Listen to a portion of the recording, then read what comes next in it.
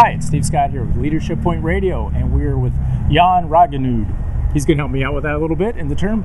So Jon and I met many, many months ago. We're all about SEO and how SEO will help you and all of the marketing issues that help you with growing your business using the online marketing tools. And Jon is an expert in that. He's got a book. We're going to ask about that book a little bit, Jon. And he's got websites and courses, and actually comes in. Jon's worked for large corporations to move their needle, and then he works for sometimes the smaller organizations because he can take them to an entirely new level. So Jon, how did you get started in this? Well, I'm a musician by trade, and I think it's an artistic thing. It's all this tech stuff gets it gets techy and kind of analytical, but I approached it just as an artist would. It's like it's an open canvas. I'm just going to go for it. And so when I came here from Norway 20 plus years ago, I just ended up as a receptionist in a computer company. That's how it all started. Mm-hmm. I started fiddling around with computers. I didn't know what I was doing. And, little by little, I just, ended up just getting to know these things from people who had gone before me and asked them a lot of questions. The key for me, I think, was the questions, like a child would ask, right? So that's how it started. And then in 1990, I went out on my own and started consulting, software development, these kinds of things, working with CEOs and business owners, realizing, man, I have a knack for finding out. Like I remember there was a couple of times where they specifically said, I need this. And I said, no, you don't. We need to go through a process to determine if you need that, because I think you actually need this. And that was like, what do you mean? Are you telling me what to do with my business? Well, that's really risky to take that on when you've got CEOs who say, we know what we need in our business, and you're telling them that that was a transition point for me. All right, and it was well received because it was curious about what I had to say. And then I had the guts, but also the materials to back it up, and so I could show them the path and start to see results. And then I realized, man, I am cut out for that. That's what I want to do. Plus, I can move a lot more people faster if I can reach more people that way. And of course, we're here today talking about how to get your message out and moving people. And so this is what I'm all about today. That's good. Well, Jon and I met many, many months ago, but today we're at the Brendan Burchard Experts Academy in Santa Clara, California. We're going to be spending 4 days digging into many of the issues that experts are facing and how they grow their businesses. And since Jon and I are both experts in certain areas, that's why we've come to grow our businesses.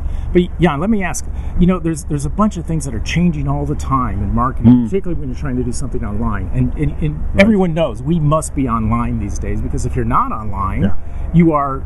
you're dead. Nowhere anymore. You're just dead. That's right. But there must be a couple of issues that are just really hot right now that people are making a big mistake on. Any ideas what well, you advise? I think there's two things that I see a lot. One is this idea that, hey, there's this next shiny object, the next shiny object syndrome, right? That is all about. That's me. Oh, I got to get that thing going because that's going to help me. And it's my job to look at those things because I got to be current within that. And I'm kind of a tools guy and tech geek, so that's fun. But really, as I look at all these things and the discussions ensue, it's about that strategy. What are you actually trying to build? Kind of back to the previous example of, do you really need that shiny object there?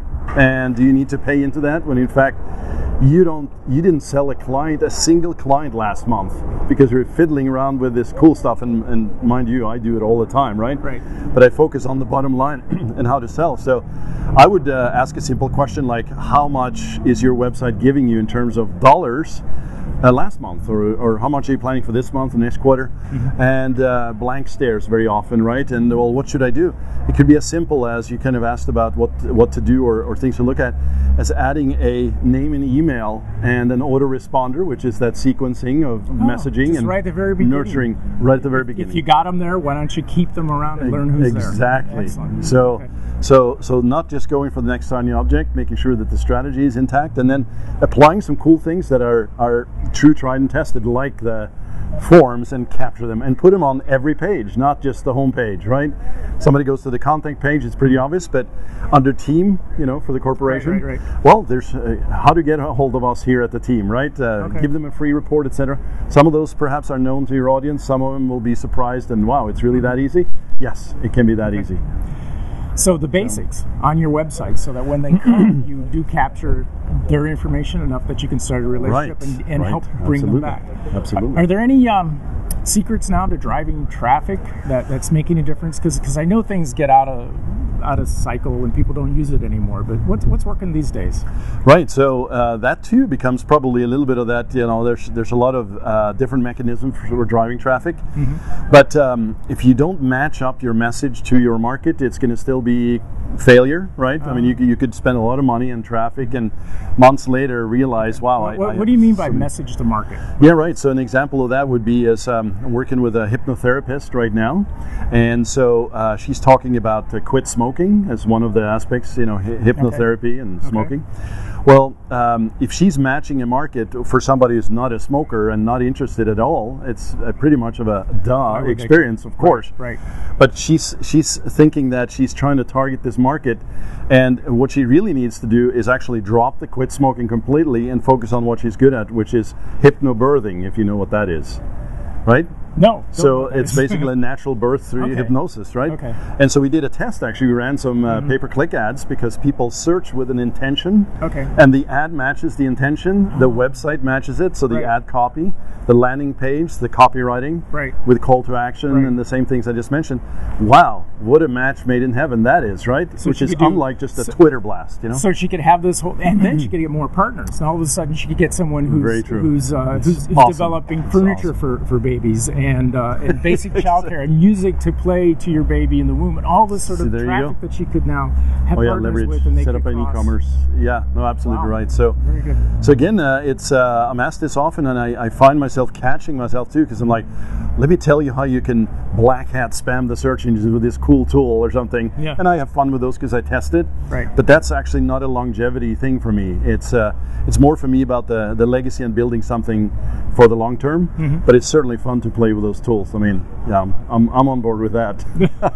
Fun to play with, yes. Yeah, fun to play with. I get the shiny objects. Yeah, exactly. Don't get caught in it. So, all right. Well, we're going to wrap up here. But do you have any particular tips that you think someone who's now trying to increase their market presence by using online tools? Well, I think even though I said a Twitter blast is different than, say, capturing that message to market thing I talked about, it's going to be important for somebody to, and when I use the word fame, I don't mean, Brad Pitt fame or, any of the sort of famous celebrities, but fame for yourself in the market where I see Steve everywhere. It's like you're on Twitter, you're on LinkedIn, you're on YouTube. I love those videos you have up there, Steve, and I see you on Facebook and I see you're interacting.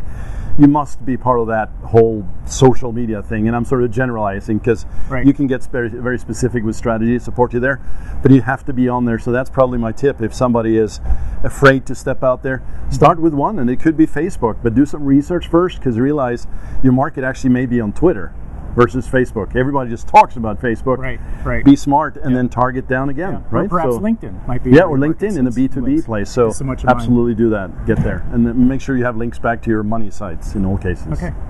All right. Well, again, this is Steve Scott with Leadership Point Radio. We've been speaking to Jon all about leadership in marketing your products online with some of the tools. So, again, from Santa Clara at the Brenda Burchard event, thank you for listening. Bye.